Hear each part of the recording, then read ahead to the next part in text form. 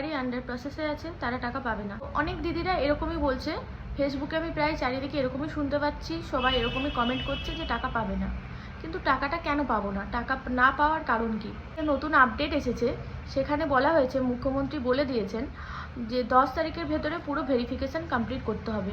আর যতদূর আমার জানা, যতদূর জেনেছি, বিডিও অফিসে ভেরিফিকেশান করছে না, পঞ্চায়েত অফিসে ভেরিফিকেশান করছে। তো ভেরিফিকেশানের জন্য শুধু 3টে জিনিসই দেখছে। একটা, মানে যার নিয়ে ভেরিফিকেশানটা হচ্ছে উনি কোনো চাকরি করেন কিনা, উনি কোনো ট্যাক্স দেন কিনা, আর ওনার নামে কোনো জমি আছে কিনা, এগুলোই দেখছে। ঠিক আছে? আর উনি এই দেশের নাগরিক কিনা, ওই মহিলা কোনো জিএসটি বিল দেয় কিনা, ঠিক আছে, এগুলো দেখছে, আর কোনো কিছু দেখছে না। সুতরাং ভয় পাওয়ার কোনো কারণ নেই, সবাই টাকা পাবে, কিন্তু একটু সময় লাগবে। আগেরবারে মনে হচ্ছে এআই ভেরিফিকেশান হচ্ছিল, সেই জন্য সবাই রিজেক্টেড দেখিয়ে দিয়েছিল, কিন্তু এইবারে ম্যানুয়ালি ভেরিফিকেশান করছেন পঞ্চায়েতের সবাই, রিজেক্ট হওয়ার কোনো কারণ নেই।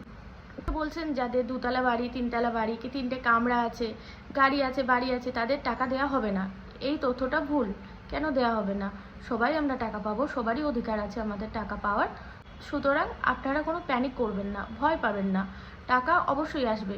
10 তারিখের মধ্যে ভেরিফিকেশান কমপ্লিট হবে, আর 20 তারিখের ভেতরে আস্তে আস্তে সবাই টাকা পেয়ে যাবেন।